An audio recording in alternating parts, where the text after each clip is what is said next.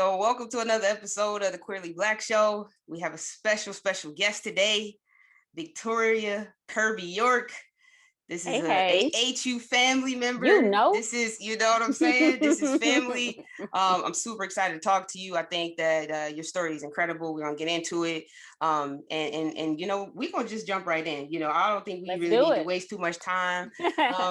Let's go ahead and give the people a brief introduction of who you are, what you do, you know, what you represent. Let us know. Cool. My name is Victoria Kirby York, as mentioned, and I serve as the Deputy Executive Director of the National Black Justice Coalition. We're the nation's premier federal public policy organization focused on the protections of Black, lesbian, gay, bisexual, transgender, queer, intersex, asexual, everybody. All the letters. Loving people.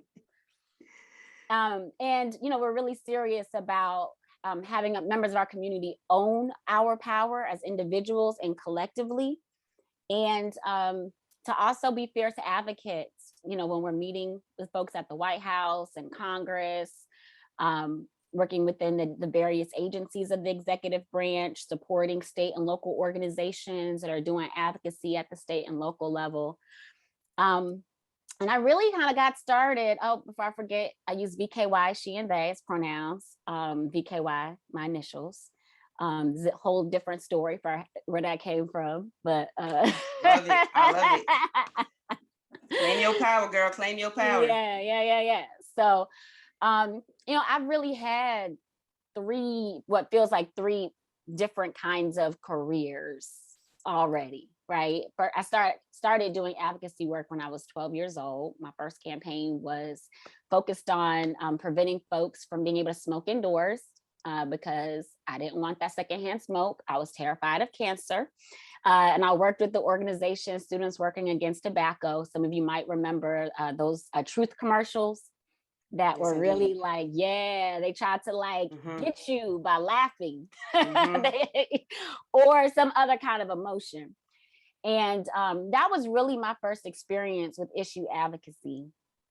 I worked on, since then, a number of other issue advocacy campaigns, political campaigns, including President Obama's re-election campaign, managed the field program.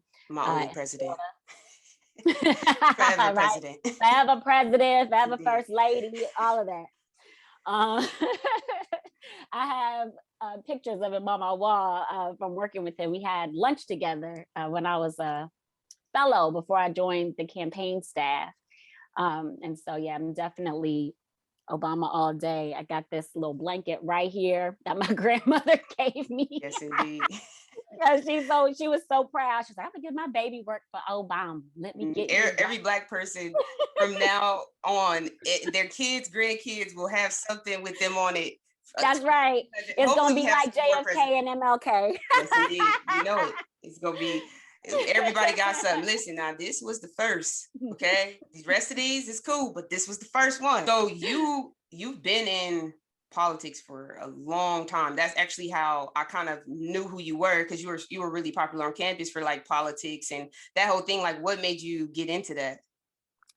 Well, what actually started it, I don't normally count this first thing that really piqued my my like excitement about politics, because, you know, it was short-lived. But when I was 10 years old, the Florida legislature was trying to move the driving age from 16 to 18. And I was like, oh, hell no. I'm waiting until I turn 16 get mine to first. Get that learner's permit. I'm like, y'all can't do this. So me and my mom worked for a lawyer. And so he would invite us out to his Rotary Club stuff. And we were always like the one Black family there, right? And so the state senator in our area in Brandon, Florida would come to these, you know, cookouts, and he started talking about this legislation. And so me and my mom's coworker's daughter was like, you heard about this driver's license thing? We need to go over there and talk to him. And we talked to him and we said, you know, we'll get petitions, we'll do whatever we need to do to stop this. Thankfully, that bill died and it didn't go anywhere. But that was my first, like, aha, that's how change gets made. Yes, you know, we felt like, whether we had proof or not, that our conversation stopped that bad bill. Yep. And that just planted a seed in me early on. Yeah. And I've been, organizing ever since, including on Howard's campus. A lot of people were surprised when I won student trustee at the university because I didn't spend a whole lot of money. But I had been engaged in trying to solve problems through the policies at the university from the moment I stepped foot on campus. And so people knew that I was someone who got stuff done, whether I was the most like stereotypically popular person or you had the feet on the ground. Whatever. You was doing the work. Yeah. You was doing that stuff that mattered. That. Yes, indeed. Yeah. That's the most important thing. Yeah. So when did the cross section of, well, I guess to even go back a little bit. So because now you're, there's like this professional, personal thing that kind of, it's been the thread because you wanted to be a driver. You're like, don't do this. And now, obviously it's a different kind of advocacy with your sexuality, but it's still politics. But just to even go back a little bit in your journey, like when did you know you were different, like in terms of your sexuality? Because I think, I call it that, and I define it that way because I think that when you're young or whenever, you don't know what it is. You just know you're different. You're like, I don't know why they like that and I don't, but I don't know what that means. But I think, obviously adults put labels on it, but as a kid, you don't know what that is. So when did you discover like, I think I'm a little different? So I didn't realize that it was different. Because to your point, like I didn't know the rules about gender and relationships yet, that like it was only supposed to be man, woman, right? In that way. But I had this crush on my like preschool teacher. I was like 4. Oh, you was young. Yeah, I'm the age my daughter is, which makes me sometimes I just be like, what's going on in your mind? Because I know what was going on in my mind when I was 4. I just don't know, right? But I'm not ready to have those conversations with my kids. But not at 4. I know when I was 4, I used to, one of the things that drove me, and that's why sometimes I'm like, I like to dress more feminine, but at times I'm like, I tell people sometimes I think and talk like a dude, but I got the lipstick on and all that kind of stuff. Because I was just like, they always stereotypically will say guys will push for success to impress a girl. But, girls don't always, those kind of like male, female binaries don't do that. But I was like determined to learn how to read and write because I was like, I'm going to write my teacher, Miss Summers. I still remember her name. I was like, I'm going to write her a letter. I'm going to tell her I love her. Oh, this at 4. At 4, yeah. 4 years old. Roses are red, violets are blue. Yes, like for you. real. It was something like that, like something like roses. So, because that was really like the first poem you kind of learned. And she ended up going from the private preschool I was at and going to the public elementary school. So I indeed had learned how to write. And that was my first thing that I wrote and gave to someone else. And what I said, because of that point around difference, was I love you like a mommy, right? But it wasn't love like a mommy. I just didn't know how else to describe it. And clearly, like, I'm 4, she's a grown woman. Like that was its own thing, right? But that's the only box that it fits in at that time, because it's like she's older and she's a woman. Like mom, aunt, grandma. That's it. Like, that's right. I mean? That's that was my right. Like that was my kind of reasoning about it. But eventually I did date guys, as a lot of us do, and as I started dating more guys as I got older, I realized that the way I was describing my like feelings for the guys I dated, it did not sound anything like how my like girlfriends were describing their attraction. They'd be like, girl, Brandon, did you see his abs? Ooh, I just want to touch and lick that six pack. And you over there like, he's a nice guy. He's a nice gentleman. I really like our conversations. Right. We have real meaningful, thoughtful dialogue. Right. And I was like, oh, I like their personality. And that was like where it stopped. Yeah. And then when I like first started talking to the first girl I had a crush on, I was like, oh shit. It was like, girl. I was like, damn, this is like that. You know, this is like how my friends talk about their guys. Yeah. And then this guy I thought I had this crush on for like 5 years. I thought it was like a real, like, now I know I really was into his personality. It was like, if I'm a dated dude, like this would be the guy. Mm-hmm. We had a moment where like we almost like did something in the car. And like the moment we started trying to make out, I was just disgusted. Like, ew, he's got this hair here and like, RIP to that man. Yeah. How crazy is that like you from a distance, like you were like, okay, like this could work. But then when like the intimacy is like, nah, like you just the homie. I ain't gonna be able to do it. I realized that it takes more, right? Yeah. Like there's the personality, there's the physical attraction, the sexual attraction, like all these different kinds of attractions. And I was like, damn, like these fellas, they're only checking off one of these boxes. And I talk to these girls, it's like, whew, all the checks, you know? Woo, I'm about to call my homegirl, girl, let me tell you. But then how old were you at this time? I was 16. Okay. And I took the first girl I started kind of talking to, because that kind of unfolded. My best friend was like, girl, he got a little crush on you. And I was like, what? Rose likes me, like older than me. So I was like, what?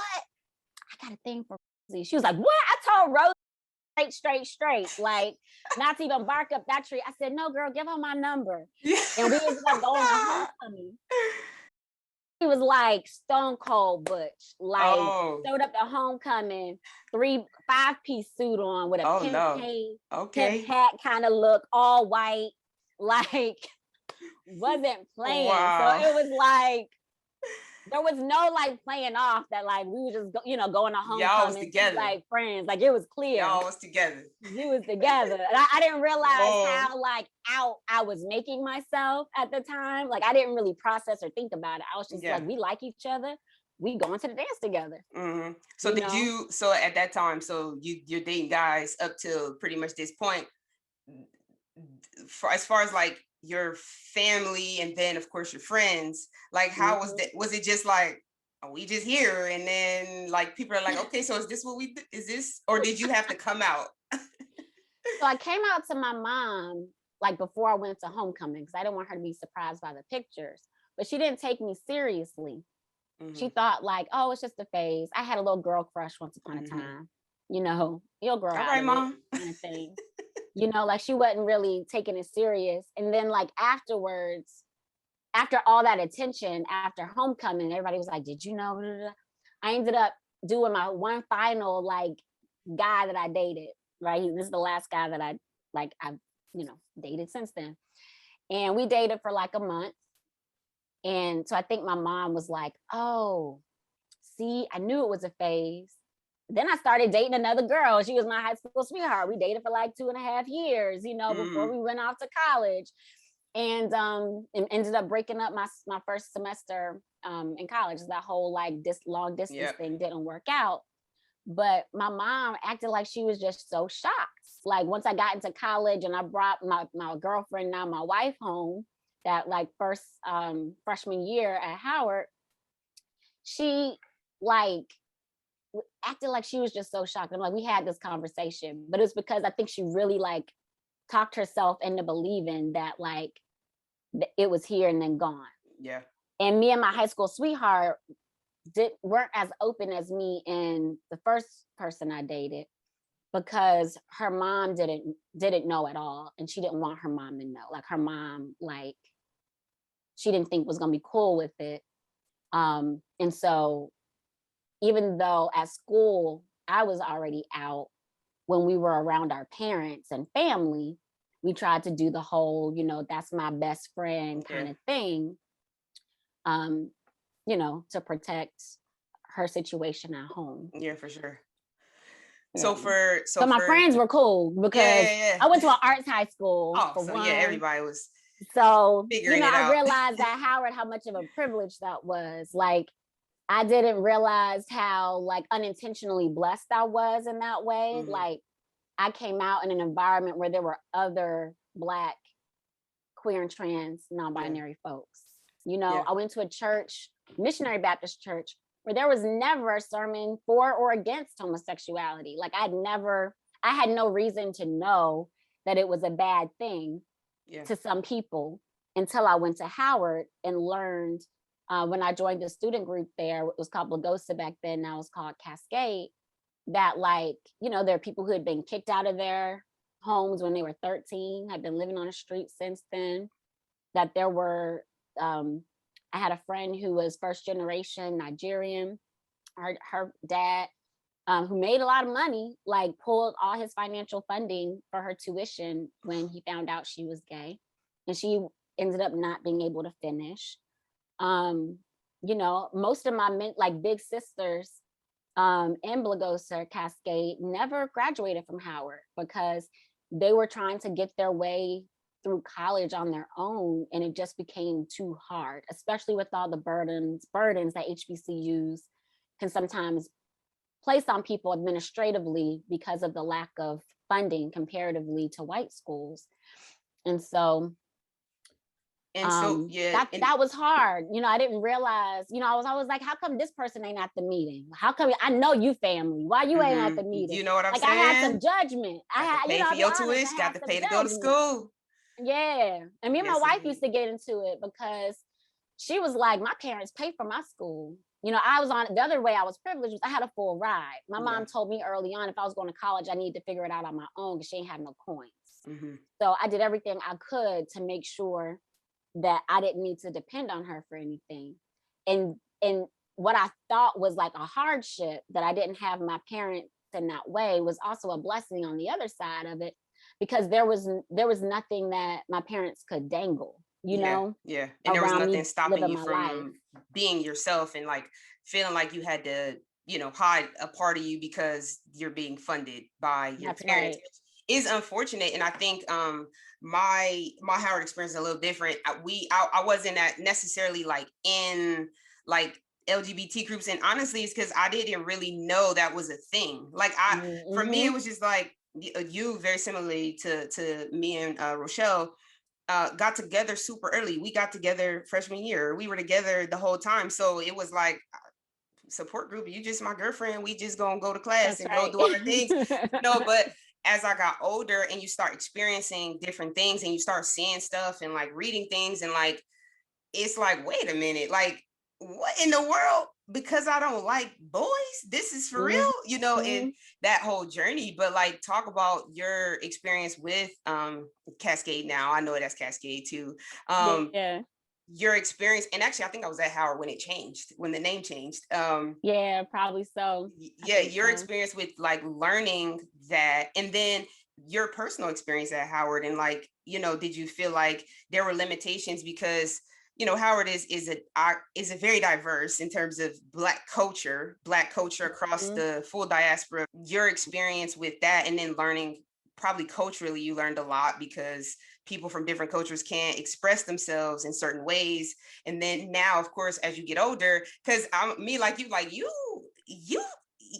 married to who, and you're trying to like understand like that experience of like, I can't express myself because of these other things. Like, how was that for you? Like learning that, and then now continue in your continuous work in advocacy, like what are you continuing to see with that? Yeah, I mean, sadly, it's the number of students having to manage all of that has decreased, but it still exists in way too many institutions, including Howard at some level, right? And I try not to forget the lessons that I learned from my peers at Howard when I do advocacy. So for instance, one thing I've been pushing, especially right now in the aftermath of George Floyd's murder last year, there were a number of,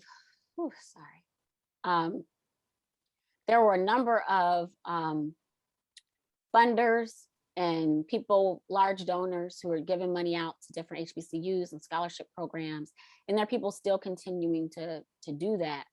And one of the things that anytime I have an opportunity to try to plant it in somebody's ear, I've been trying to say, we need scholarship funds to help pay off the back balances of these, people who never graduated, who can't get access to their transcripts, can't get access to any of the other university like resources that they would need to be able to like restart their education, because they have back balances due that they'll probably never be able to pay off. Yeah, from like prior semesters and and were created because their parents cut them off. Yep. Right. So what you're however old, you got $30,000 worth of debt, you're still trying to pay off from the the parts that you do have, right? Yep. And no degree to show for it. Yep. And then on top of it, you can't go then get the degree somewhere else that might be cheaper or more affordable, because you can't carry your credits over because you can't get access to your transcript. Yeah. And so, I've been trying to like, illuminate some of those challenges. Also trying to talk regarding shelters, because there were a number of Howard students that lived in homeless shelters because they were like, I can't pay for housing and tuition, so I'm going to do tuition and go stay in this housing shelter. But some of these shelters require a parent's signature. If your parent kicked you out, they're not going to sign nothing for you. Yeah. So those kinds of things I try to lift up as often as I can, like the impact of the family rejection, because too often we hear the fact that, people kick their kids out because of religious beliefs, whatever. But then the conversation stops and we don't talk about how that impacts the rest of that kid's life. Yeah. Right. How it impacts their ability to get employed. Because if you don't have the confidence of familial support, you feel less confident when you go in to put in that application. So you show up differently than you do when you're like, I'm bad, because my parents have always told me I'm the bomb.com. Right? Like I grew up with my mom telling me every day, you can do and be whoever you want to be. So regardless of what kind of has happened in the interim, that was like I came into going into my professional career feeling that kind of certainty. Now, some 10 years later, me and my mom had some blows around the hall. When I wanted her to show up to my wedding, she was like, nah, right? So we have concern, we had challenges there, but by then I was already an established professional, right? Yeah. Like I didn't need my mom to tell me I could be anything anymore. Like I had that for myself. But people who didn't get that, the foundation of it, so many of them are still struggling with being able to pay, their rent, with being able to maintain a job, mental health. I mean, the trauma from that, both the spiritual trauma, if it also came from the church, and also the trauma of your family telling you you're not good enough, like who you are is not good enough, no matter how wonderful of a human you are. Yeah. And so like, that stuff doesn't go away. And when you look at suicide numbers, when you look at our homelessness numbers, when you look at our poverty numbers, it all starts from that moment that kid leaves their home. All right. So switching gears just a little bit onto labels. Yes. Because one thing I love is on your Instagram, it's like non-binary femme, and that's loaded, right? Because then right next to it, it's she, they. And, you hear like a lot of different conversations around like, labels and, you're making it so difficult and all of that. Talk to me about your experience with like defining that, because I'm sure that's something that probably has evolved over time, but what was your journey to like defining yourself that way? And then if you want to throw in the story about your initials and the redefining of your name, you could talk about that too. Sure. So, gender is complicated, right? Yes, indeed. And so is sex, right? The truth of the matter is, like, we all grew up with this notion that it's male, female, man, woman, right? And the reality biologically is that people who are born intersex have been born since creation. People who've been born with mixed genitalia, mixed chromosomes, mixed hormones, all of those things. And so on the sex side of it, that binary has always been false. And when you think about gender, it's a social construct just like race is, right? Like if I ask you your race, you probably would say Black, right? Mm-hmm. Right. But the reality is, looking at your skin complexion, somebody was the other hue. Yeah. Right. Genealogy 100%. is like side hustle, right? Like that's where I don't get paid for it. It's like my hobby. There we go. My hobby is what I do late at night when I can't go to sleep. And so it's like, yeah, you're Black. When I see you, when I look at you, you're Black, right? But what I know is that within you contains multitudes. That somewhere in your DNA is probably, I mean, they say on average, most Black Americans who are descendants of folks who were enslaved have about 20% European DNA. That's actually true for me. And and it is statistically true for most of us. Mm-hmm. Right. So if you were to really answer that question ethnically, right? You know, if you knew the data, or I can use myself, I would say I'm, 79% descendant from folks in Africa, X%, 18% descended from folks, out of the European continent, 1% somebody in Southeast Asia. Don't know if that was a indigenous person who right. I'm not sure about that. I don't know where that came from. Don't know where Indonesia came from. I'm like, I don't know what that's about.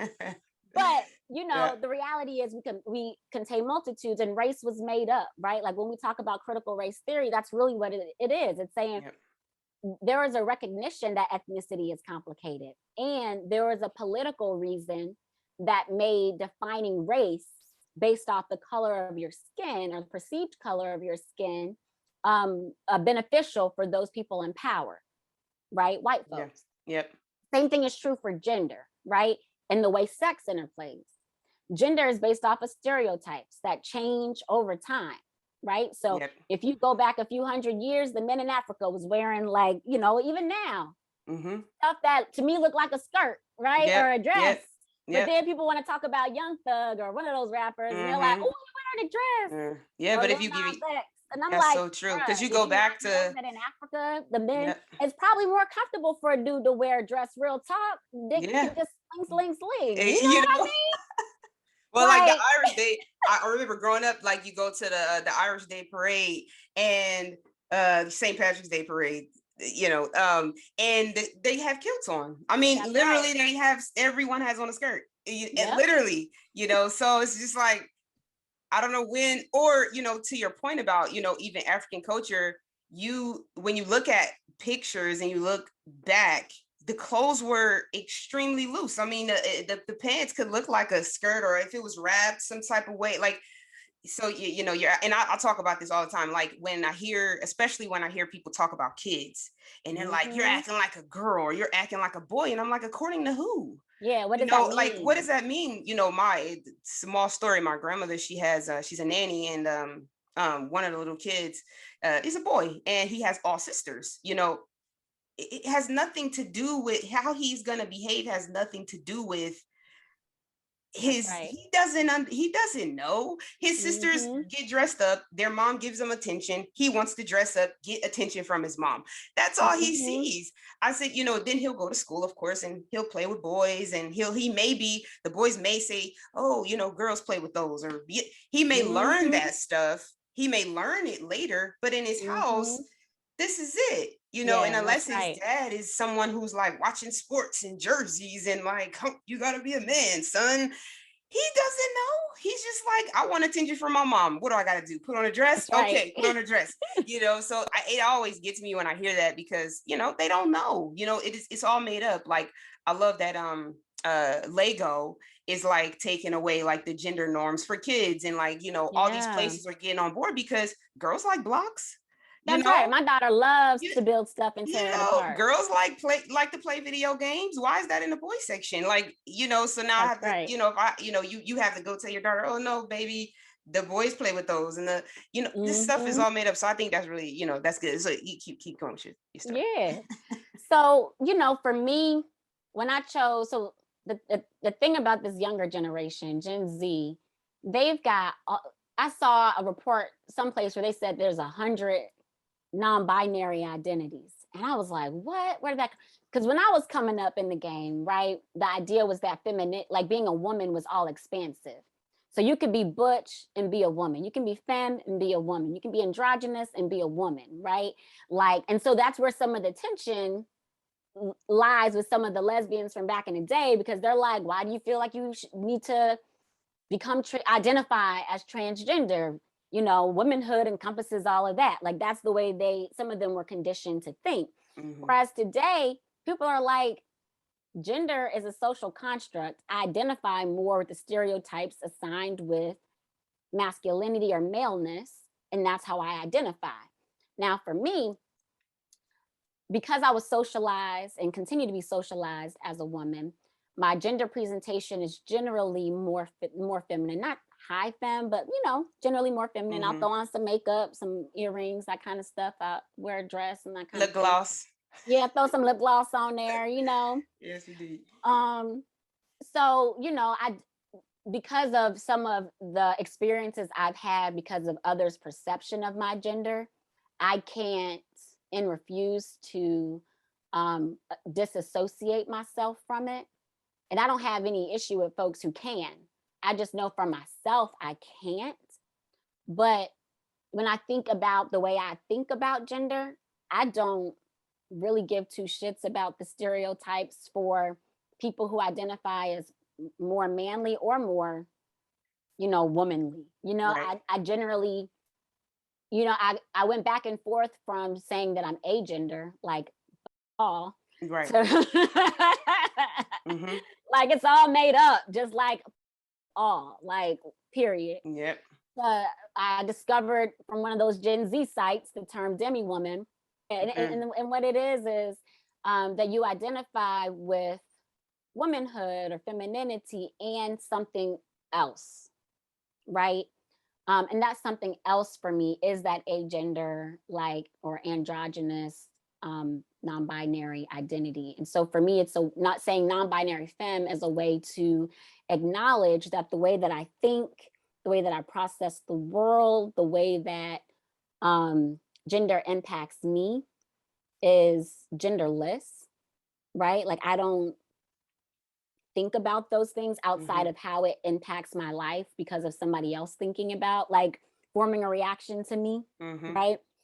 And it's a way to honor, like, my body and my experiences, because of my womanhood. No, totally. So that's why I like it. Yeah, it's interesting because, like, I obviously present more masculine, and it's interesting because a lot of time I get referred to as a guy all the time. Despite the fact that I have the biggest boobs ever, does not matter. Like, it just doesn't even matter. But I remember I was in a store one day. I tell the story all the time. And my sister, I was on a call, so I came in the store a little bit later, and my sister and Rochelle were in the store, and I snuck up behind them and I scared them. But there was another lady in the aisle with them. And so I scared them, and the lady got scared. She's like, "Oh, that man scared me." My sister was like, "That's a girl." And she's like defending me to this lady. And I'm like, chill, it's okay. Like, but she's like, no, she need to get it right. And I'm like, but it's okay. Like, it happens. And so to your point about, like, reactions and, like, things that, like, because it happens so often for me, I don't even, and sometimes I always say, like, people don't load the profile. Like, they don't actually even look at you long enough to see what's in front of them. They just see a hat or a sweatshirt or, like, big feet, and they're like, it's got to be a guy. But then then, like, especially at Chipotle, it happens all the time at Chipotle. They're like, "How you doing, sir? Oh, my bad. And I'm like, it's all good, man. Just get my burrito and let's roll." Like, so, but it's really interesting because it happens so often. And when you're, of the community and you understand that there are certain things that people do, explaining it is, and I'm grateful. I love my sisters and I'm super, happy. But she was like, "That's a girl." And she was ready to, like, knock the lady out of the store. And I'm like, "Natalie, it's all good. We're good. She didn't know. It's okay." So Miranda's kind of more like your sister. Like, she's my, Miranda, but to folks listening, my wife is also, presents more masculine. But it's like hardcore woman. Like she's like, I'll bump that non-binary. She's like, I identify as a woman. I'm a proud woman. 100%. You know, like, I don't want to hear nothing else. Use my right pronouns. She, her. You know what I mean? I love it. But I love it. And people assume that she's like, oh, well, you know, she got to be the man. You got to be the girl. And I'm like, look, what you don't know is my wife is the one that cooks, cleans, takes care of the house, pays the bills, takes care of the kid. Like, and I'm the one that's like, you know, the, you know, stereotypical way that breadwinner, you know, kind of thing that people tend to associate with men, or like, you know, I don't like my wife taking out the trash. People are like, that's some like random would assume the other way around. You know, my wife isn't big into opening doors. And you're like, why I gotta be chivalrous? We both women. Like, what you talking about, right? Yeah. And it's because like she is very like secure in her own version of femininity. Yep. Right. Yeah. But it's why that whole pronoun conversation is important, right? Like people talk about it as if it's only for transgender and gender non-binary identifying folks. And I'm like, my sister is a cisgender heterosexual woman, you know, loves her some men, right? Has slightly deeper voice than me. And if she wake up real early in the morning and somebody, you know, she answering the phone at the call center or something, they might be like, sir, they may be like, you know? Is it Tyrone or Taisha? Yeah. she has to like be like, oh no, right? Yeah. Or like you get somebody on the phone who's Jamie. And it's like, is it a guy or girl? Like, what's going on? It's like this whole pronoun conversation isn't just for our community, it's for everybody. And it's no different than when you see a baby and people are trying to figure out if it's a boy or girl. What they're really asking is, what pronoun should I use when I talk about your kid? Right? Yep. So, you know. No, I love it. And just be, you know, respectful of time. I wanted to talk about this last thing about exactly what you were just talking about with relationships and having to have certain conversations when you're in a same-sex relationship versus when you're in a heterosexual relationship. But the thing that I've been stressing to people is I'm like, heterosexual relationships need to have this conversation too about what what your role is in this relationship, what my role is in this relationship, because half the problem is assumptions. But when you're in a same-sex relationship, there are no assumptions. We have to talk about this. Who's taking out the trash? That's right. Who's cooking this dinner? Who's washing these clothes? Who's picking up these kids? You have to talk about it. But in heterosexual relationships, there's this assumption you're the woman, you cook, you clean. And I have a whole other conversation about why that's not true anymore, because everybody's working now. Nobody is sitting at home all day, can cook and clean and tear, you know what I mean? And be laying in the bed ready at night. What? We got to work. Ain't nobody got time for that. That's a whole nother conversation. But it's true. When you're in a same-sex relationship, there's so many things that you have to talk about. Like even, you know, obviously intimacy is, you have to talk about that. Like, what do you like? I know you don't like men, but like, do you like, you know, penetration and this and like all these other. Look, dudes would be getting their women orgasms a lot more if they were having these conversations, right? You look at the statistics. You know? I'd be like, damn, I talk to some of my straight friends. I'd be like, you never had an orgasm? Like, is that true? I'm like, is that for real? That's the wildest, wildest thing. What? What's the point of having sex? I'm just like, I don't get it. I don't understand. It's a waste of time. Exercise, I guess, cardio. I don't know. But I ain't in it for that. But you're right. If they had some of these conversations, it would be good totally for them different. Too. Yep. Right. Yep. Like when you know, when we're out, I'm out doing the yard or whatever. You know, an older husband and wife couple will be walking by, and I've had two different reactions, right? Sometimes the woman will be like, see, I can do the yard too. And the husband's like, nah, baby, right? Because like he feels like his manhood is tied to, I can't have my woman out here pushing grass. They're going to be thinking I'm a weak mother, you know? What if you have allergies? That's right. Now you're going to be sick because you trying to defend your manhood. And then there's other guys who'll see me doing it and they'll be like, see, honey, you can cut the grass too. And so I'm like, yes, have that conversation. Yeah. Some women can't cook, right? Like me. If I had been married to a man, he would have had to be somebody that could cook, because we'd be like food poisoned, like we'd be, because that is not my ministry, right? We'd be spending all our money on to go. Yeah. Uber Eats, all them fees. So I'm just like, there's a lot they can learn from us. Yeah. Man, this is good. This is good. The last question I have for you. You have obviously been married for a long time, in a relationship for a long-term relationship.